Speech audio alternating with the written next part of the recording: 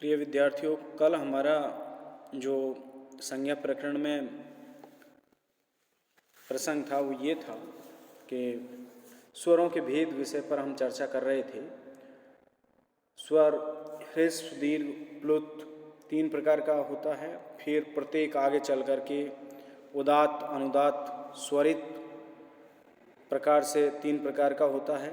फिर प्रत्येक अनुनासिक और अननुनासिक भेद से 2 प्रकार का और होता है। इस तरह से स्वर 18 प्रकार का माना गया है। अब देखिए, अनुनासिक और अननुनासिक जो स्वर हैं उसका सूत्र मुख नासिका वचनो अनुनासिक है।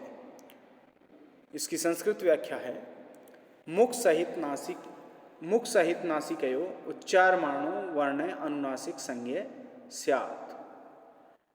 यानी मुख और मुख सहित नाक से उच्चारण किया जाने वाला जो वर्ण है वो अनुनासिक संज्ञक होता है।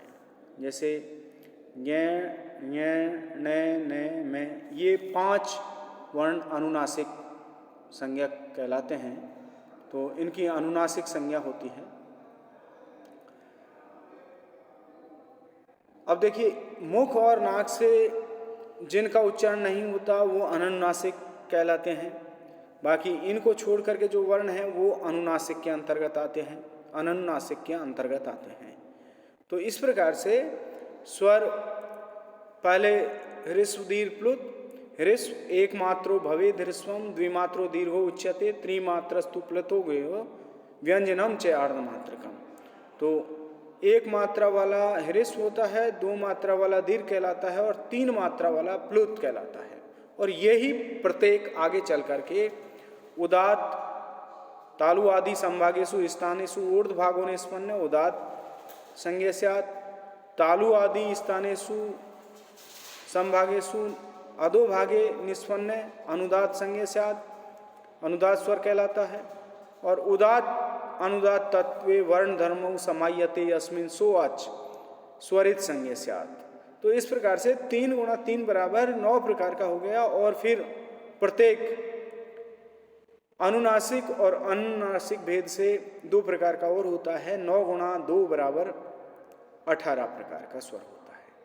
तो अब देखिए, ये 18 प्रकार कैसे हैं वो हमने ये तालिका के माध्यम से समझाया है। यानी पहली जो तालिका बनाई है वो ए ई उ री और री की बनाई है। इसके अंतर्गत ह्रस्व को रखा है। तो ये जो ए वर्ण है वो देखिए, ए ह्रस्व उदात्त अनुनासिक, ए ह्रस्व उदात्त अननुनासिक, ए ह्रस्व अनुदात्त अनुनासिक, ए ह्रस्व अनुदात्त अननुनासिक, ए ह्रस्व स्वरित अनुनासिक, ए ह्रस्व स्वरित अननुनासिक। इस प्रकार से ये देखिए 6 प्रकार का ए ह्रस्व हो गया। अब ए दीर्घ उदात्त अनुनासिक, ए दीर्घ उदात्त अननुनासिक, ए दीर्घ अनुदात्त अनुनासिक, ए दीर्घ अनुदात्त अननुनासिक, ए दीर्घ स्वरित अनुनासिक, ए दीर्घ स्वरित अननुनासिक। इस प्रकार से ये 6 प्रकार का ये स्वर हो गया। और देखिए, ए प्लुत उदात्त अनुनासिक, ए प्लुत उदात्त अननुनासिक, ए प्लुत अनुदात्त अनुनासिक, ए प्लुत अनुदात्त अननुनासिक, ए स्वरित अनुनासिक, ए प्लुत स्वरित अननुनासिक भेद से ये 6 प्रकार का और होता है। तो इस तरह से ये ए जो स्वर है वो 18 प्रकार का हो गया। ये मैंने ए को उदाहरण के तौर पे यहाँ समझाया है। इसी प्रकार से देखिए, ये जो ई स्वर है वो ई भी 18 प्रकार का होता है। ऊ स्वर है वो भी 18 प्रकार का होता है। री देखिए, री भी 18 प्रकार का होता है। और री वर्ण देखिए ह्रस्व में है, लेकिन री दीर्घ नहीं होता इसका, री का। तो ये 12 प्रकार का हो गया री। और ए ये 12 प्रकार का हो गया क्योंकि इसका ह्रस्व नहीं होता। ओ 12 प्रकार का हो गया, आई 12 प्रकार का हो गया और औ भी 12 प्रकार का हो गया। तो इस तरह से ये स्वरों के भेद हैं। अब आगे देखिए, अगला सूत्र है तुल्यास प्रयत्नम सवर्णम। तो इसकी संस्कृत व्याख्या है, सवर्ण संज्ञा विधायी ये सूत्र है। तालु आदि स्थानाभ्यंतर प्रयत्न चेत तद द्वयम यस येन तुल्यम तत्मित है सवर्ण संज्ञा स्यात्। तो हिंदी व्याख्या इस प्रकार से होगी, तालु आदि उच्चारण स्थान और आभ्यंतर प्रयत्न, ये दोनों जिस वर्ण के समान होते हैं, जिनके स्थान और प्रयत्न समान होते हैं, उन वर्णों की परस्पर सवर्ण संज्ञा होती है। अब सबसे पहले देखिए, इसमें दो चीज आई हैं, एक तो उच्चारण स्थान और एक प्रयत्न। तो सबसे पहले हम इसमें उच्चारण स्थान को पढ़ेंगे। तो उच्चारण स्थान कौन कौन से हैं? तो सबसे पहले जो उच्चारण स्थान कंठ है, उसका ये सूत्र दिया है, अकु है विसर्जनीय कंठ है। यानी ए, कु का मतलब कै वर्ग, है वर्ण और विसर्ग, इनका उच्चारण स्थान कंठ होता है। दूसरा है इचु यसानाम तालु, ई स्वर, च का मतलब च वर्ग और ये वर्ण और तालब से का उच्चारण स्थान तालु है। अब तालु किसे कहते हैं? दांतों के पीछे जो मुख का कठोर छत वाला भाग होता है उसको तालु कहते हैं। तीसरा है ऋतु रसानाम मूर्धा, री वर्ण, टू का मतलब ट वर्ग, रे वर्ण और मूर्धन्य से, इनका उच्चारण स्थान मूर्धा होता है। अब मूर्धा किसे कहेंगे? तालु स्थान से पीछे मुख की छत का कोमल भाग मूर्धा कहलाता है। चौथा है ऋतु लसानाम दंता, ली, तू का मतलब तय वर्ग और लय वर्ण और दंत्य से, इन वर्णों का उच्चारण स्थान दांत होता है। तो ऐसा नहीं है कि जिनके दांत नहीं होते वो इनका उच्चारण नहीं कर सकते, क्योंकि ऐसा नहीं है कि वो नहीं कर सकते, वो बल्कि कर सकते हैं। क्योंकि इसको देखिए, दांतों के नीचे जो कठोर भाग होता है उससे बिना दांत वाला जो व्यक्ति है वो उच्चारण कर सकता है।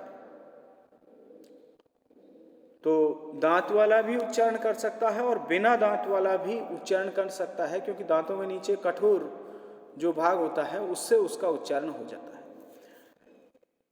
अब पांचवा है उपपदमानीय ओष्ठौ,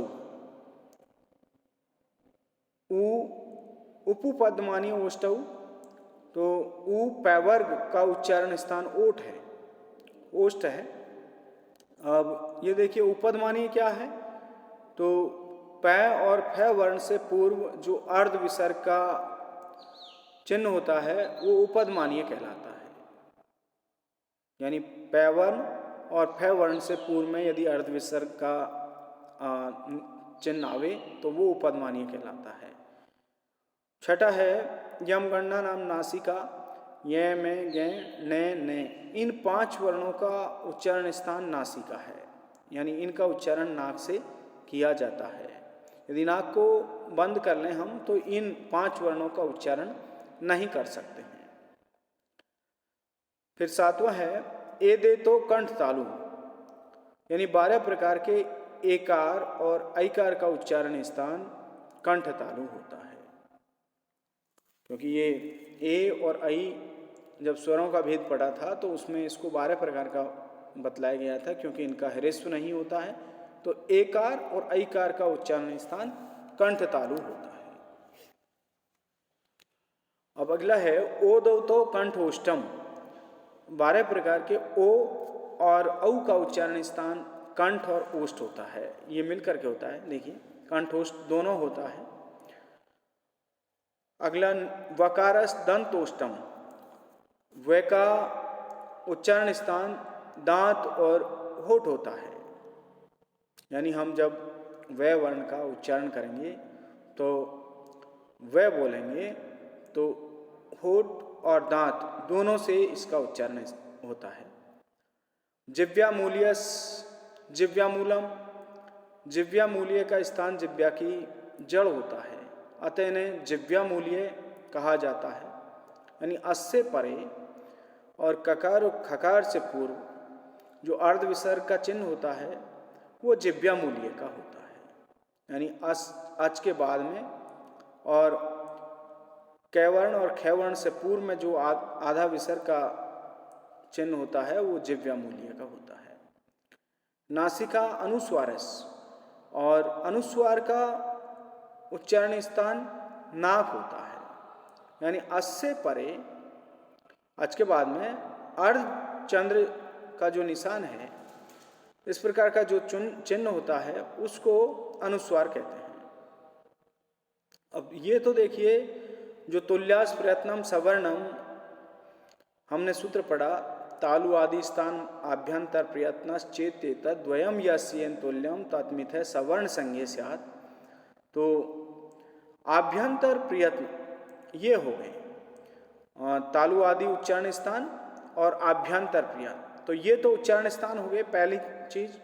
अब दूसरा है प्रयत्न, क्योंकि ये परस्पर दोनों का समान होता है, उनकी परस्पर सवर्ण संज्ञा होती है। तो दूसरा जो प्रयत्न है वो प्रकष्टेन यत्न प्रयत्न है, यानी वर्णोच्चारण में जो प्रयास किया जाता है उसे प्रयत्न कहते हैं। ये दो प्रकार का होता है, आभ्यंतर प्रयत्न और बाह्य प्रयत्न। तो आप देखिए सबसे पहले आभ्यंतर प्रयत्न हम पढ़ेंगे। तो आभ्यंतर प्रयत्न में वर्ण की उत्पत्ति से पूर्व में जो प्रयास किया जाता है उसको आभ्यंतर प्रयत्न कहते हैं। तो इसका अनुभव केवल बोलने वाला करता है। और बाह्य प्रयत्न वर्णोच्चारण की अवस्था में जो प्रयास या जो प्रयत्न किया जाता है वो बाह्य प्रयत्न कहलाता है। इसका अनुभव बोलने वाले के साथ साथ सुनने वाला भी कर सकता है। तो सबसे पहले हम आभ्यंतर प्रयत्न देखेंगे। आभ्यंतर प्रयत्नों की संख्या 5 है। स्पृष्ट, स्पृष्ट, ईसत विव्रत, विव्रत और संव्रत। तो सबसे पहले स्पृष्ट। तो स्पृष्ट वर्णोच्चारण के समय तैत आदि भागों का स्पर्श करना स्पृष्ट कहलाता है। इसके अंतर्गत कैसे लेकर के मैं तक के वर्ण आते हैं स्पृष्ट के अंतर्गत। ईसत स्पृष्ट वर्णोच्चारण के समय तालु आदि भागों का थोड़ा स्पर्श ईसत स्पृष्ट कहलाता है। इसके अंतर्गत ये रे ले वे वर्ण आते हैं, इनको अंतस्थ भी कहा जाता है। ईसत विव्रत कंठ का खुली हुई अवस्था में रहना, वर्णोच्चारण के समय नाक से गर्म वायु निकले, उनको ईसत स्पृष्ट कहा जाता है। ईसत विव्रत कहा जाता है, जिसमें कंठ कम खुला हुआ रहता है। इसके अंतर्गत से वर्ण आते हैं।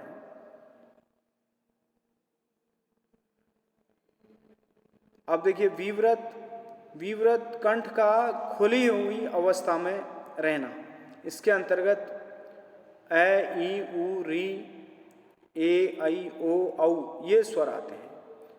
विव्रत के अंतर्गत ये स्वर आते हैं। कंठ का खुली हुई अवस्था में होना, क्योंकि हम जब स्वरों का उच्चारण करते हैं तो कंठ खुली हुई अवस्था में रहता है। अब संवृत देखिए वर्ण जो अवर्ण है वो प्रक्रिया की अवस्था में, यानी जब तक अवर्ण का उच्चारण नहीं किया गया है तब तक वो प्रक्रिया की अवस्था में होता है। और प्रयोग की अवस्था में ये संवृत हो जाता है, यानी तब तक तो ये विव्रत रहता है और जब इसका प्रयोग किया जाता है तो ये संवृत अवस्था में आ जाता है, यानी उच्चारण के समय वायु अवरुद्ध हो जाती है, इसको संवृत कहा जाता है। धन्यवाद।